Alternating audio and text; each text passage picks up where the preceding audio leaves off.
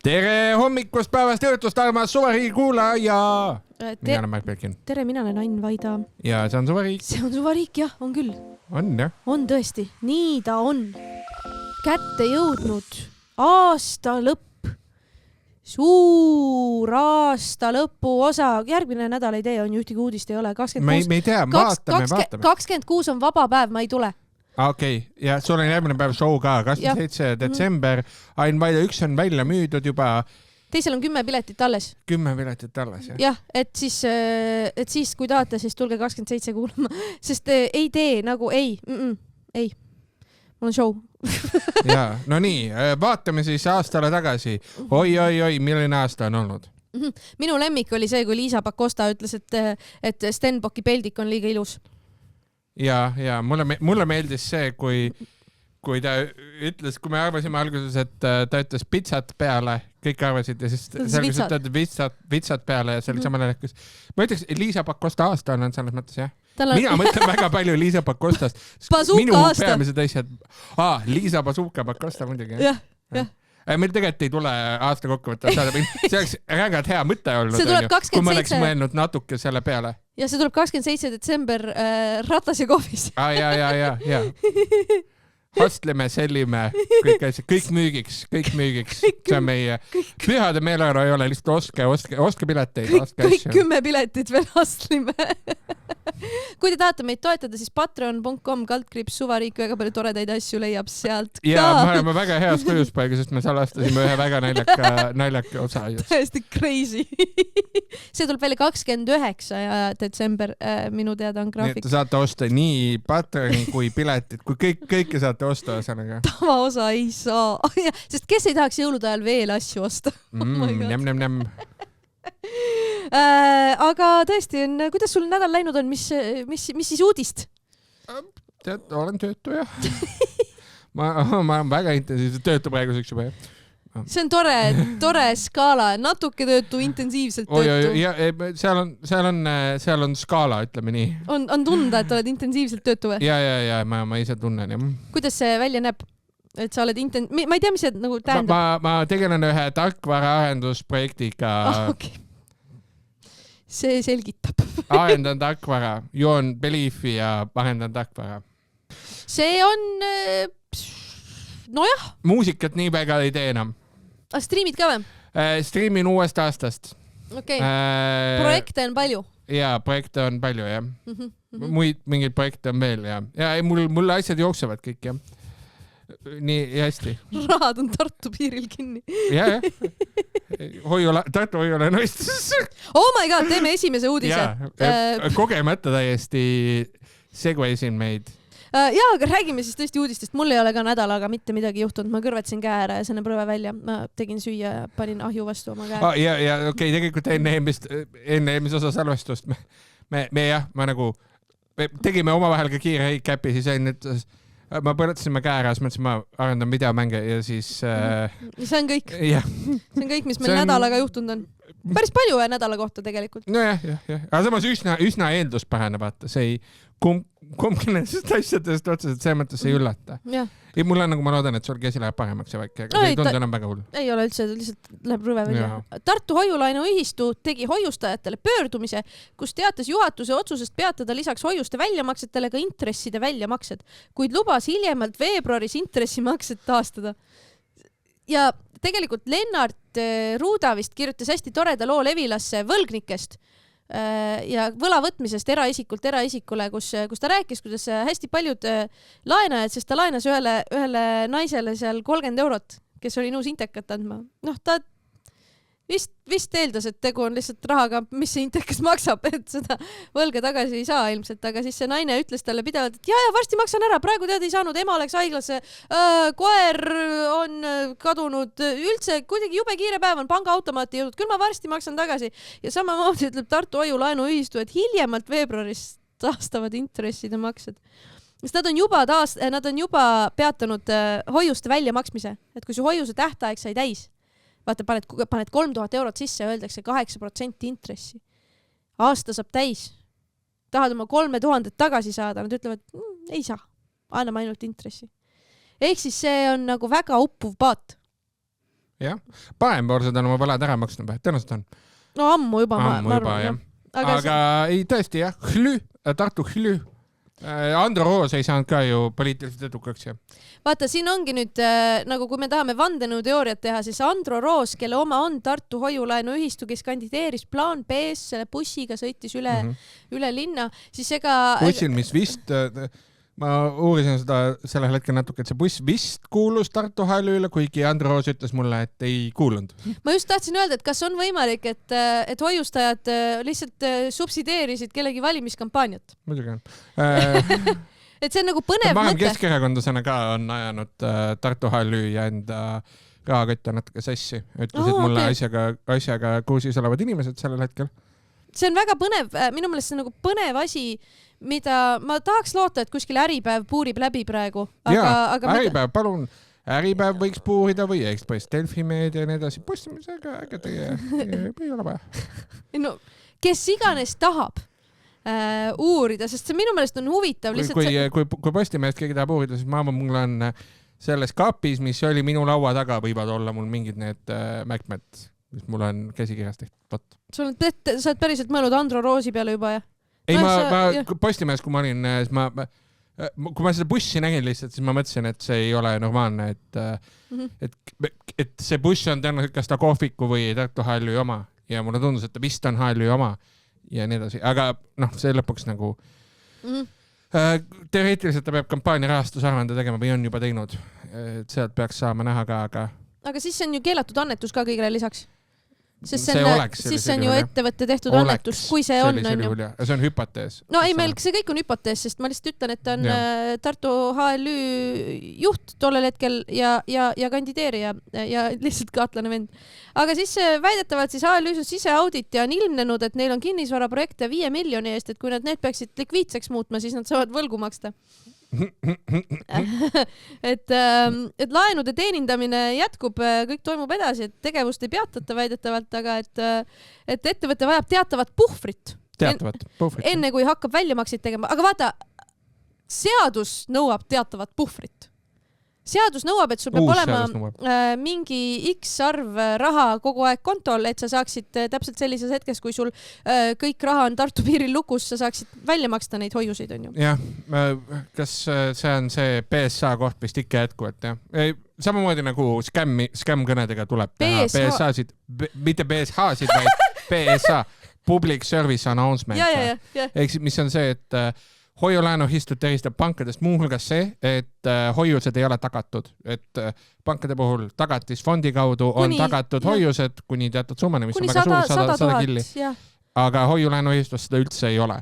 Ja see on ka üks põhjuseid, miks nad muuhulgas maksavad mingid kõrged intressi ja nii edasi ajalooliselt. Aga ühesõnaga, 0 garantiid. 0 garantiid ja lihtsalt see huvitav, lihtsalt, et Tartu hoiulaenuühistu maksuvõlg on samal ajal kasvanud 274 000 euroni. Ma lihtsalt toon teile fakte, ma lihtsalt ei ütle, et see laev on juba jäämäega kohtunud ja hakkab vajuma, ma lihtsalt mainin asju. Ja nad ei tee väljamakseid, sest sa ei saa maksta ühele enne kui teisele, et siis nad nagu korjavad pundi kokku ja maksavad, on see nende väide. Siin on siis ka lugu ühelt hoiustajalt, kellel oli 40 000 eurot pandud sinna aastate jooksul, kes palus seda erakorraliselt varem tagasi saada ja siis öeldi, et veel ei saa, et maksame, tähendab ta märtsis juba palus seda tagasi saada ja siis öeldi, et tead, maksame oktoobris. Oktoobris ei saanud, siis öeldi, maksame oktoobri lõpus. Ei saanud, siis öeldi, maksame novembri keskel. Ei saanud. Lõpuks talle maksti natuke intresse ära. Ja Tartu hoiulaenuühistu juhatuse liige üks ütles, et inimesed ei peaks tekitama pangajooksu ehk ühistule tuleks anda aega probleemide puntras kand maha saada, piir tõmmata ja rahulikult edasi minna. Mitte keegi ei kaota oma hoiuseid, mitte keegi, ütles üks juhatuse liige. Aga võib-olla nad kaotavad ja see ei ole veel kindel, aga ütleme nii, et hüpotees on selline. Hüpotees. Ja meil on Patreonis on üks osa erialist, kus on, ütleme, sarnane lugu. Vahepeal on siis Euroopa Keskpank on tuvastanud mingeid rikkumisi, on trahve tehtud, kinnisvaraprojektid on ikkagi poolikud, on see, mis nemad ütlevad. Ja siin on ka siuke tore faktike kirjas, et ettevõttel on senini esitamata ka möödunud aasta majandusaruanne, sest eelmine ühistujuht Andro Roos põhjendas seda raskustega audiitori leidmisel. Vot, siuke põnev lugu sellest, et järgmine... Mõtlen, kas raskused audiitori leidmisel tähendab seda, et keegi ei tahtnud anda talle positiivset auditiaruannet, sest et audiitorit sa saad shoppida. Sul ei ole kohustus kasutada seda. Sa ei ole nagu laulatatud ühegi audiitori. Ja ta peab... Välja võetud riigiasutused, kes teevad hankega. Ta peab nagu kinnitama majandusaasta aruande või tegema märkuse, et kinnitama, ütleme, et et siin on see valesti. Kinnitama märkustega või kõige hullem variant ei ole kinnitamata ette, vaid loobuda arvamuse andmisest on see termin. Okei.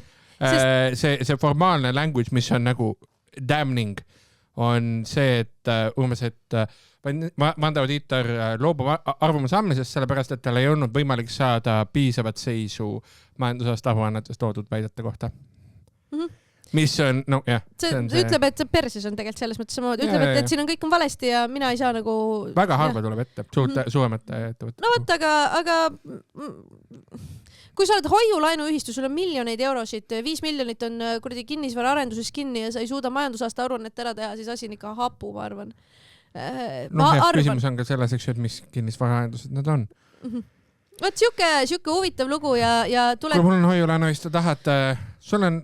teed remonti praegu või? Kuule. No alati teen remonti, jah. Ja, oma vaakodus teed mingi kuuri remondid, on ju. Võin sulle anda 100 killi. Ja. Paneme hüpoteesi peale. Hüpoteegi peale. Küll hüpoteegi. Siuke lugu siis Tartu hoiulaenuühistust ja õnneks Riigikogu on lõpuks ennast kokku võtnud pärast seda, kui Erial miljoneid Eesti inimestelt varastas ja teinud seaduse muudatusi ja mõne aasta pärast kaovad hoiulaenuühistud üldse ära ja saab jätkata ühistuliste pankadena, mis tähendab palju rohkem regulatsiooni ja hoiuste tagamist ja kõike seda. Savisaar tõuseb hauast üles. Selle peale, et ühistupank tuleb või? Ja. Munitsipaalpank. Mupa. Poliitikahuviline, nagu ma olen. Siis nüüd, kui valimised on ära toimunud, siis ma jälgin Tallinna poliitikat täpselt sama vähe, kui kõik teised Eesti inimesed, ehk siis üldse ei tea, mis Tallinna linnas toimub. Küll aga ma saan aru, et meil on väike skandaal. Ain Vaida, selgita mulle. Ma otsin selle uudise ERR-ist üles. Ja nüüd me läheme objektile, kus meil on juba kohal Ain. Marko Tooming kirjutab ERR-is sotside déjà vu, kas Reformierakond sõlmib selja taga leppeid Keskerakonnaga? Kas ma võin olla hästi peenutsev ja korra preachida seda, et see on déjà vu. Sa oled mineviku sõnast nägema. Juba nähtud, seepärast, et déjà vu on juba teie. Versus juba nähtud. Aga äkki Jevgeni Ossinovski vaataski, Maris Laurit ütles, juba teie jälle siin. Keskerakonnaga mestis. Ma ei teadnud seda tõesti väga huvitav. Ja ma ei kavatse ennast muuta. Muidugi. Ma lihtsalt, ma aeg-ajalt pean ütlema mingeid, mu sees on see snoob, mis peab välja lööma aeg-ajalt. Aga seal on siis niimoodi, et opositsioonierakonnad on siis 3 peale jaganud erinevaid kohakesi. Tallinnas on üks siuke huvitav esinduskogu, mis on linnaosakogu. Linnaosakogud on siis siuksed nõuandvad kogud, kus siis tehakse mingit asja, saadakse kokku, arutatakse mingeid linnaosa asju ja siis antakse nõu linnavolikogule ja siis võib-olla ka linnaosa valitsusele, et mida siis kogu on mõelnud ja rääkinud. Mul on alati olnud selline tunne, et tegelikult praeguses Eestis on mingis mõttes realiseerunud selline nõukogude sotsialistide unelm, kus sul on mikrotasandil ühiskonnaelu organiseerimine. Et kõige väiksem ühiskonnaelu rakuke on korteriühistu. Ja see kohe järgmine on linnaosa kogu, ma ütleks. Ja vist küll, jah. Ma arvan, inimtüpaažid kattuvad ka oma jagu ja... Suure tõenäosusega. Ja siis nad jagasidki need linnaosa kogude kohtasid omavahel parempoolsed sotsid ja Reformierakond. Üks asi on tegelikult, mis linnaosa kogude... Kui ma õigesti olen aru saan, siis nad tegelikult selles mõttes teevad päris palju asju, nad saavad tõstatada mingeid teemasid ja mida nad saavad teha on detailplaneeringute kohta anda arvamusi. Sidusust ei ole, aga see läheb kirja nendesse dokumentidesse ja siis selle kaudu saab mõjutada, vaata. Ei, see on nagu tore, armas nagu demokraatia organisatsioon, demokraatia organ, ma ei tea, mida selle kohta öelda. Ta on nagu fun, nunnu, suures linnas, tegelikult loogiline ja armas asi. Aga siis nad olid oma need kohad väidetavalt niimoodi kokkuleppeliselt ära jaganud, aga siis hakati linnaosa kogusid valima. Ma ei ole isegi täpselt lõpuni aru saanud, neid vist valitaksegi linnaosade, et neid valimisi teevad linnaosadesse valitud esindajad, ma arvan. Mis tähendab, et osades linnaosades ei ole ülekaal Isamaal ja keskil, vaid ongi opositsioonil, nii et nemad saaksid valida opositsioonis ühtselt oma kandidaadid, sest siis nad saavad opositsioonile rohkem tööd teha opositsioonis, on ju, ühiselt. Aga siis, ja siis väidetavalt olid mingid kokkulepped sõlmitud, näiteks Natali Mets, kes siis alustas seda teemat, tõi meediasse, kirjutades Facebooki väga pika postituse, tema sõnul oli nagu väike kokkulepe, et temast oleks pidanud saama siis Põhja-Tallinna linnaosa kogu esimees, aga kokkulepe ei pidanud ja valiti siis hoopis Reformierakondlane ja seda valiti siis Reformierakonna ja Keskerakonna ühiste häälte toel. Ja see algne lugu ERR-is on ka väga dramaatilise pealkirjaga maksimaalne sotsiaalmeediatöö. Sotside sõnul jooksis Reformierakond Tallinnas Kõlvarti rippe. ODM. Jaa. Ja vaata, Maris Lauri, Tallinna siis juht, Reformierakonna piirkonna juht, tema ütleb selle peale, kuivõrd linnaosa kogud on nõud andvad organid, mis väljendavad kogukonna huve ja poliitika seal on seetõttu teisejärguline, siis suuniseid erakond sinna ei anna. Seetõttu on ka meie piirkondadel suur vabadus ise rääkida teiste erakondadega linnaosa kogude tasemel. Loomulikult võimalusel seades üles enda kandidaate ja otsida teiste erakondade toetust. Ta ütleb, et linnaosade kohta meie vaates kokkulepet pole. Igas linnaosas teevad erakonna liikmed linnaosa kogudes kokkulepped ise. Mulle väga meeldib ka see implikatsioon, mis ütleb, et linnaosa kogude tasemel võib rääkida inimestega. Muidu me Reformierakonnas küll teistega läbi ei räägi. Minu lemmik osa sealt oli see, et minu arust Maris Lauri on väga hea siuke shady throw ja siuke one-linerid ja siuke sarkastilised ärapanemised ja mulgas ta teatas, ta lihtsalt vihjas põhimõtteliselt, et Natali või sotsid või kes iganes on lihtsalt ise midagi valesti teinud, sest et mitte asja sisusse minemata, nii edasi, ütles, kui esialgsele kokkuleppele lisandub asjaolusid, siis räägitakse asjad uuesti läbi. Ei saa olla nii, et suurem ütleb, kuidas on ja teised nogutavad kaasa. Kui üks osapool teeb vastuettepaneku, siis vastatakse sellele kokkulepitud ajal, mitte 4 päeva hiljem ja viimasel hetkel eitavalt. See on shady ju. Ja, see on nagu see, et ta viitab, et aga tegelikult te olete ise süüdi ja ütleb, et ei saa olla nii, et suurem ütleb, kuidas on. See on ka väga kaval, on ju, sest et siin ta ütleb, et me oleme pisikene Reformierakond, me oleme siin asjaarmastajate partei ja siis tulevad suured kurjad sotsid ja see on väga ilus lause Maris Lauri, või nagu väga ilus tsitaat Maris Lauri poolt. Minu arust. Suurem paneb jalama. Aga siis on üks tore parempoolne Indrek Luberg on öelnud ka hästi armsa kommentaari. Kui seni suutis Tallinna linnavolikogu sotsidest, Reformierakonnast ja parempoolsetest koosnev opositsioon sõbralikult koos tegutseda, siis selle nädala linnaosa kogude koosolekutel hüppas Reformierakond Keskerakonna kaissu, et endale mõni täiendav ametikoht hankida. Kaissu. Aga ma ei tea, kas see nagu ametikoht otseselt on, ma eeldan, et võib-olla mingi 3 eurot saab seal on ju, ma ei usu, ma ei tea. Ma ei usu, et Kõlvartit oleks väga mõnus kaisutada, nagu ta on liiga palju liha selline, ma arvan. Liiga vormis siuke. Karate chopib su hetke võib-olla, kui see liiga kaisu läheb talle. Siis see Luberg jätkab. Reformierakondlaste jutt, et nemad tsentraalselt linnaosa kogudega ei tegelenud on vale. Kui me sotsidega nad peale reetmise ilmsiks tulekut Nõmme linnaosa kogu aseesimehe kohast ilma jätsime, ütles Maris Lauri, et nad olid selle kaotusega arvestanud, ehk siis nad kalkuleerisid selgelt, mida meid reetes võidavad ja kaotavad. Ja siis Luberg ütleb, et see ei ole kõik loogiline, sest Reformierakonna enda liikmed lobisesid linnaosades kokkuleppe Keskerakonnaga välja. Nii et ei veena see lugu, et ei tea, kust need hääled tulid. Siuke šokk, et isegi ei läinud tülli mitte koalitsioon, vaid opositsioon. Mingi 2 sekundiga. See on imeline. Aga nüüd ongi see error, et tuleb valida ka volikogus, tuleb valida teine aseesimees ja see ongi nüüd see on ju opositsioonile mõeldud koht, aga selle valimiseks on vaja enamust ja Lauri samal ajal ütleb, et linnavolikogus on kokkulepped tehtud ja need peavad, et me oleme lasknud ainult linnaosad vabaks, sest see on teisejärguline ja igaüks ise korraldab oma asju. Et me siis näeme juba mingi täielik veider mõttetu karglemine tegelikult tundub olevat nagu. Aga mina ei tea jätkuvalt peast, kes need linnaosa vanemad asjad on. Ei, muidugi mitte. Aga kas ma tahan teada ikkagi. Ma panen ERR-i. Abilinnapea. Abilinnapea.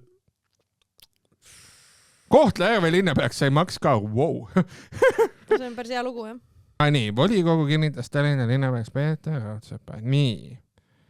Mul oli juba linnapea nimi ka meelest. Abilinnapea. Õige, me rääkisime isegi sellest eelmises osas. Ja. Nüüd meenub. Ja, Monika Haukanõmm, Tiit Terik, Andrei Kante, Joel Jassad. Ja Isamaa Riina Solman ja Kristjan Järvel. Ja volikogu esimeheks valiti Keskerakonna esimees Mihhail Kõlvarti esimeseks asemeheks Isamaalane Sven Sester. Wow, Sven Sester on tagasi poliitikas. Nagu niimoodi. See on minu jaoks üllatus. Okay. Ei, see on suht loogiline muidugi, jah. Palts on ka viimasel ajal olnud aktiivne ja Palts oli sellest parempoolset asjast ka seotud ja nii edasi. Mul ei ole filtrit täna. Mul lihtsalt puudub filter. Kas ma võin sulle toreda uudise rääkida? Mina tahan sulle ka pärast toreda uudise rääkida. Kumba pidi me teeme? Sina räägid mulle enne. Kas sa oled lugenud Ekvard Joakiti lugu Õhtulehes, mille pealkiri on 200-ga kõrist alla? Oled lugenud või? Ei ole. Miks sa nii rõõmus oled? Meil on vana Ekspressi rahvaga, meil on lihtsalt ühine chat ja Ekvard rääkis sellest loost. Väga tore, sest teda pärast tabas vasturünnak kõikides teistes portaalides ja tema poolel on praegu vaikus, nii et ma eeldan, et tulemas on jätkulugu. Ma väga loodan, et on. Igal juhul pealkiri 200-ga kõrist alla. Eesti riigi esindajad jõid end Dalai Lamaga kohtumise eel piinlikusse olukorda. Mis siis juhtus on see, et Eesti rahvasaadikud käisid ametlikul visiidil Indiasse, kus kohtusid ka Tiibeti eksiilvalitsuse ja Dalai Lamaga. Ja, üks nendest rahvasaadikutest oli täpselt see rahvasaadik, kes arvad, et see on. Kes satub tihti purjus peaga rahvast saatma. Sa mõtled või? Jah. Sa mõtled Juku-Kallet ikka, jah? Ja. Ma mõtlesin seda, et iseenesest kui ta oleks läinud Hiina, siis oleks huvitav lükka olnud vaata siuke vanad retrohiided võtta hiidekapist välja ja kommarid ahju näiteks selga panna endale. Ekvard kirjutab, lugu on delikaatne, ükski reisil viibijatest ei taha oma nime all rääkida. Aga nad räägivad, nad räägivad öeldes, et palun ära nagu ütle mu nime, sest nagu piinlik on. Mis siis juhtus oli see, et nimeliselt on siin välja toodud erinevaid saadikuid, kes seal osalesid ja süüdistatakse Eesti 200 kahte saadikut, Marek Reinaasa ja Juku-Kalle Raidi pluss Igor Taro nõuniku Kadrina Pritson-Akunat selles, et neile tehti Dalai Lama tiimi poolt märkus kirjalikult, et palun ärge ära haisesin ja just. Dalai Lama tiim edastas kirjalikult märkuse ja siin on Ekvard kirjutab niimoodi. Sisuliselt öeldi eestlastele. Me saame aru, et teie kultuuri osa on palju juua ja suitsetada, aga te peate aru saama, et Dalai Lama on väga vana ega talu läppunud alkoholi ja suitsulõhna. Kas te saaksite olla viisakad ja sellel päeval mitte alkoholi tarbida ega suitsetada? Mis on, see väidetavalt olevat hästi diplomaatiliselt kirjutatud niimoodi, et kui sa ei tea, et selle selja taga on lihtsalt see, et osad on käinud nagu kohtumisi maha maganud ja siis käinud joomas ja õhtustel üritustel ja pidevalt ilmselt siis saisivad suitsu ja algsi järgi, et siis sa ei saa arugi, mis selle nagu sõnumi point on. Pärast seda olevat toimunud kriisikoosolek, kus öeldi, et ärge nii tehke. Mis me teeme? Siis olevat Juku-Kalle öelnud, et siin ei ole pioneerilaager. Kõik teevad, mis nad tahavad. Kõigi nende kolme vastuargument on see, et aga me ju, et see on nagu loll lugu, see on poliitiline spinn, sest me ju Dalai Lamaga kohtudes ei olnud purjus. Me olime täiesti kained, aga teile öeldigi, et olge palun. Aga see kohtumine oli kell 8 hommikul, tegelikult neile öeldi, et ärge tehke suitsu, ärge ära haisesin. Ja Dalai Lama sai 90 see aasta. Ta on vana mees. Ma saan täiesti aru sellest. ja siis näiteks Kadrina Britson-Akuna andis väga toredaid kommentaare, ta ütles, me sõime enne seda kell 8 ja nii vara ei hakka keegi jooma tavaliselt. Ma eeldan. Vähemalt mina ei hakka. Ja kui me saime sinna kinnisesse kohta sisse, siis meilt võeti telefonid ja kõik asjad taskustets ära, nii et ma ei kujuta ette, kuidas ma seal templis juua oleks saanud. See oli füüsiliselt võimatu. Aga teile ei öelda... Keegi ei väida seda. Jaa, inimesed olid nagu ärge pange lihtsalt päris poole ööni pidu nagu. Jah, just. Ja siis ütleb, küll aga nendib ta, et reisikaaslased võisid siiski suitsu ja alkoholilõhna tunda. Meil ei olnud seal pesemisvõimalusi riietel. Minul seda lõhna riietel ei olnud, aga mõnel teisel inimesel võis küll olla. I think you can figure it out. Sa oled hotellis. Aga okei. Ja siis nad räägivad sellest, et tema ütleb, et ta oli üldse puhkusel, ta maksis selle reisi eest ise. Teised ütlevad, et kui sa oled ametlikult Eesti delegatsiooni liige, siis sa ei ole selles mõttes puhkusel, on ju. Et tema ei pidanudki osalema on ju, mingitel kõikidel asjadel. Otseselt tegelikult ei peagi, käid seal, kus tahad, on ju. Kadrina Britson-Akuna ütleb ka seda, et tõesti oli vähemalt üks päev, kus ta kõhu häda tõttu süüa ei julgenud, aga ta jõi siis ikkagi veini. Ja antioksüdandid ju ja teeb, mis tuleb ju. Siuke lugu. Ja siis pärast seda Juku-Kalle käis kõikides erinevates meediamajades ja ütles, et see on loll lugu ja see on Hiina spinn ja me ilmselgelt ei olnud Dalai Lamaga kohtudes mälus ja keegi ei olegi seda väitnud. Hoopis teisi asju on väidetud. Selles mõttes hästi-hästi lõbus lugu minu meelest. Ma väga soovitan lugeda. Kui sul on midagi toredat veel, siis...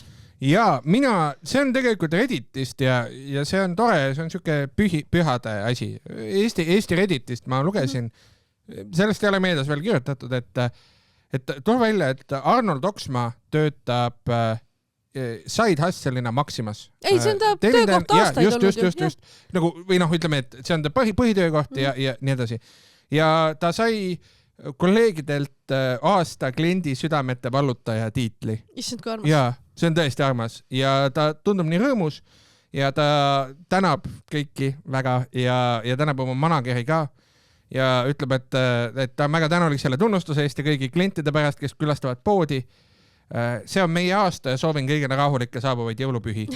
Ja Redditis see ei ole väga populaarseks tädiks veel olnud, aga siin mõned inimesed ütlevad, et see on nagu tõesti, et ta nende kodupoes ja alati on hästi innukas ja sõbralik olnud. Ja mul lihtsalt teeb see südame soojaks, sellepärast, et ma mõtlen, et Arnold Oksmaaga on see, et ta on nagu kogu mu elu olnud, vaata nagu punchline.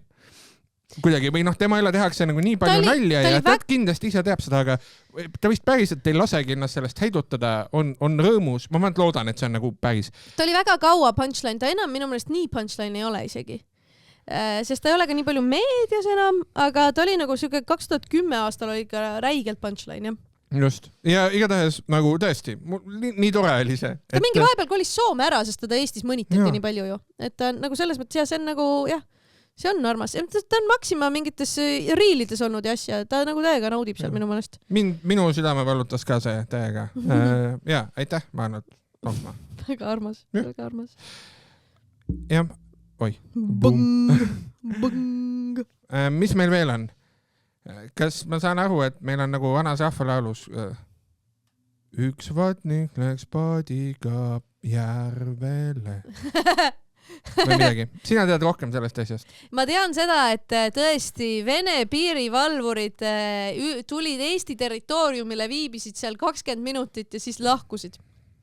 Ja mis juhtus on see, et Eestis kontrolljoon on tõmmatud niimoodi kuidagi läbi vee, et seal on üks muul, kus nad tulid, et see muul on nagu Eesti territooriumil, aga et sealt, sa pead nagu Eesti territooriumilt läbi saama, et minna nagu, et minna Narva jõest Peipsi järve, on ju. Aga nad lihtsalt käisid selle muuli peal ja hängisid seal 20 minti ja läksid tagasi. Küsiti kommentaari siseminister Igor Tarolt. Tema ütles, et Vene piirivalvurite kvaliteet on viimastel aastatel märkimisväärselt kõikuma hakanud, et tuuakse igasugu suvalisi inimesi täiesti suvalistest Venemaa kohtadest siia piiri valvama.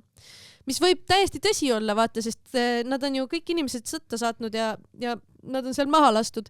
Et täiesti suvavennad on kohale aetud ja ma hakkasin ette kujutama, et aga kujuta ette, kui sa oled see Vene piirivalvur, kes on kuskilt suvalisest kohast siia Eesti piirile tassitud ja siis sulle antakse ülesandeks, et mine roni sinna muuli peale ja passi seal veitsa, see on Eesti territoorium, good luck, vaata, et maha ei lasta. Et see võib päris õudne olla. Aga Venemaa muidugi ütles, et nemad tegelikult ei teadnud, et nad Eesti piirili ületsid üldse.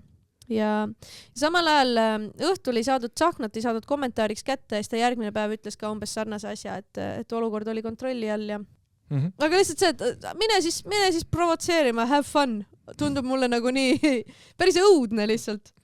Aga see ju ise ka ei taha, ma usun. Jah. Sa loodad, sa tead, et kui sa ei lähe, lastakse sealt poolt maha ja kui lähed, siis sa loodad, et Eesti äkki on ikkagi päriselt Euroopa Liit ja austab seda, et kohe ei hakka tulistama. No vist kohe ei hakka, jah. Eesti Pangal tuli välja värske majandusprognoos ja nad ütlevad, et iseenesest majandus elavneb, taastub, järgmisel aastal peaks tulema 3,6% ja majanduskasvu, mis on okei, aga seda kõike suurema riigi võla hinnaga ja Eesti Panga president Müller ütleb, et see on nii tore, Madis Müller, Eesti Panga president Madis Müller ütleb, et jah, valitsus peab eelarveaugu lappimiseks leidma kärpe ja maksutõusu kohti. Jah. No mis on nagu fair. See on siis see, et me väga suures puudujäägis tuleb eelarve. Kas sa arvad, et tulevik paistab selline, et kui pärast valimisi on võib-olla Keskerakonna ja Isamaa koalitsioon, maksuküür on selleks hetkeks kaotatud, siis kas me võime vaadata nagu astmelise tulumaksuga Eestit või? Ma kahtlen sellest tugevalt. Okay. Aga kui see nii oleks, siis ma toetaks seda, aga sest see on hea. Ma just mõtlen, et jah, muidugi on hea. Aga ma ei usu, et Keskerakond enam seisab selle eest nii väga. Ma ei tea, Lauri Laats ainult sellest räägibki. No võib-olla. Aga see on Lauri Laats, ta räägib igasugu asju. Jaa, no ma pigem näen, et meil koduomanike traditsioonilise pere koduomanike huvitav on see poliitiline situatsioon meil küll, jah. Tead, ei, minu meelest on hästi oluline aru saada, et valimisteni on nii kaua aega veel, et see praegu ei tähenda mitte midagi nagunii. Aga teiselt poolt on see, et valitsuserakondadel on kokku vaevu 13% toetust on tegelikult hirmus. Ja minu jaoks oli, mulle väga meeldis see, mida viimasel valitsuse pressikonverentsil ütles Margus Tsahkna. Aha. Ma ei tea, ja see on kohe saad teada. Ta ütles, et ta tänas siis valitsuse pressikonverentsil valitsuste koalitsioonipartnerid ja ütles, et aasta pole lihtne olnud, aga nad on teinud kõik, mis nad suudavad.